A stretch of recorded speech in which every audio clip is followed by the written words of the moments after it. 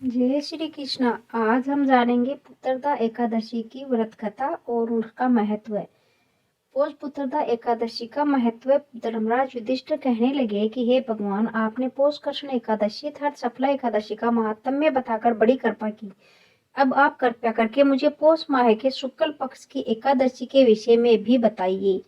इस एकादशी का क्या नाम है तथा इसके व्रत का क्या विधान है, इसकी विधि क्या है, इसका व्रत करने से किस फल की प्राप्ति होती है और इसमें कौन से देवता का पूजन किया जाता है, कृपया यह सब विधान पूर्वक कहिए। भगवान श्री कृष्ण बोले, पौष माह के शुक्ल पक्ष में आने वाली इस एकादशी को पौष पुत्रदा एकादशी कहा जाता है।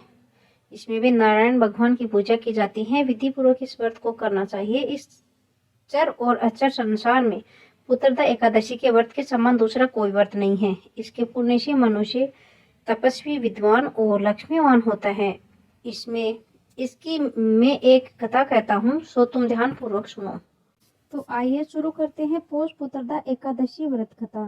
भद्रावती नामक नगरी में ऐसु केतुमान नाम का एक राजा राज्य करता था। उसके कोई पुत्र नहीं था। उसकी स्त्री का नाम शेवैया था। वह निपुत्री होने के कारण सदैव चिंतित रहा करती थी। राजा के पितर भी रो रोकर पिंड लिया करते थे और सोचा करते थे कि इसके बाद हमको कौन पिंड देगा। राजा को भाई बंधु, धन, हाथी, घोड़े, राज्य और मंत्री, इन सब में से किसी से भी संतोष नहीं होता था। वह सदैव यही विचार करता था कि मेरे मरने के बाद मुझको कौन पिंडदान करेगा। बिना पुत्र के पितरों और देवताओं का ऋण मैं कैसे चुका सकूंगा। जिस घर में पुत्र न हो उस घर में सदैव अंधेरा ही रहता है। इसलिए पुत्र उत्पत्ति के लिए प्रयत्न करना चाहिए। जिस मनुष्य ने पुत्र का मुख देखा है वह धन्य है। उसको इस लोक में यश और परलोक में शांति मिलती है, अर्थात उनके दोनों लोक सुधर जाते हैं। पूर्व जन्म के कर्म से ही उन जन्म में पुत्र, धन आदि प्राप्त होते हैं। राजा को इसी प्रकार दिन और रात चिंता में लगा रहता था। एक समय तो राजा ने अपने शरीर को त्याग देने का निश्चय किया, परंतु आत्मघात को महान पाप समझकर उसने ऐसा नहीं किया।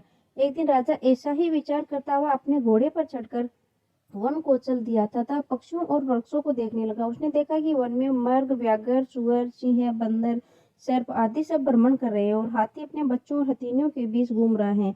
इस वन में कहीं तो गिद्दड़ अपने कर्कश स्वर में बोल रहे हैं, कहीं उल्लू ध्वनि कर रहे हैं। वन के दृश्य को देखकर राजा सोच विचार में लग गया। इसी प्रकार आधा दिन बीत गया। वह सोचने लगा कि मैंने कई यज्ञ किए हैं, ब्राह्मणों को स्वादिष्ट भोजन से तृप्त किए हैं, फिर भी मुझको दुख प्राप्त हुआ है, क्यों? राजा प्यास के मारे अत्यंत दुखी हो गया और पानी की तलाश में इधर उधर फिरने लगा। थोड़ी दूर पर राजा ने एक सरोवर देखा। उस सरोवर में कमल खिले थे तथा सारस, हंस, मगरमच्छ आदि विहार कर रहे थे। उस सरोवर के चारों तरफ मुनियों के आश्रम बने हुए थे। उसी समय राजा के दाहिने अंग फड़कने लगे। राजा शुभ शकुन समझकर घोड़े से उतरकर मुनियों को दंडवत प्रणाम करके बैठ गया। राजा को देखकर मुनियों ने कहा, हे राजन, हम तुमसे अत्यंत प्रसन्न हैं। तुम्हारी क्या इच्छा है सो कहो। राजा ने पूछा, महाराज, आप कौन हैं और किस लिए यहाँ आए हैं, कृपया करके बताइए। मुनि कहने लगे कि हे राजन, आज संतान देने वाली पुत्रदा एकादशी है। हम लोग विश्व देव हैं और इस सरोवर में स्नान करने के लिए आए हैं। यह सुनकर राजा कहने लगा कि महाराज, मेरे भी कोई संतान नहीं है। यदि आप मुझ पर प्रसन्न हैं तो एक पुत्र का वरदान दीजिए। मुनि बोले, हे राजन, आज पुत्रदा एकादशी है, आप अवश्य ही इसका व्रत करें। भगवान की कृपा से अवश्य ही आपके घर में पुत्र होगा। मुनि के वचनों को सुनकर राजा ने उसी दिन एकादशी का व्रत किया और द्वादशी को उसका पारण किया। इसके पश्चात मुनियों को प्रणाम करके महल में वापस आ गया। कुछ समय बीतने के बाद रानी ने गर्भ धारण किया और 9 महीने के पश्चात उनके एक पुत्र हुआ। वह राजकुमार अत्यंत शूरवीर, यशस्वी और प्रजापालक हुआ। श्री कृष्ण बोले, हे राजन, पुत्र की प्राप्ति के लिए पुत्रदा एकादशी का व्रत करना चाहिए। जो मनुष्य इस महात्म्य को पढ़ता या सुनता है उसे अंत में स्वर्ग की प्राप्ति होती है।